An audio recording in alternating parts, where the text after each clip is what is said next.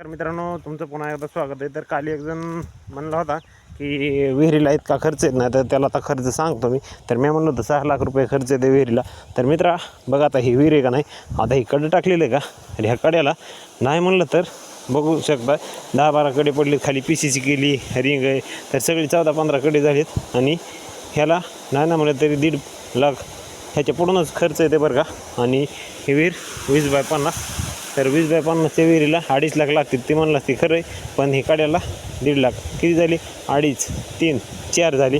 आणि मोटर ही 550 वायर विहीर ते किती झाली मग। आणि पुन्हा भरं उचलेली आपण 200 ट्रॅक्टर होते, ती झाली 1 लाख रुपये। तर किती झाली बा मग, अशा पद्धतीनं 5-6 लाख रुपये सांगितलं होतं मी, ती काही खोटं नाही मित्रा।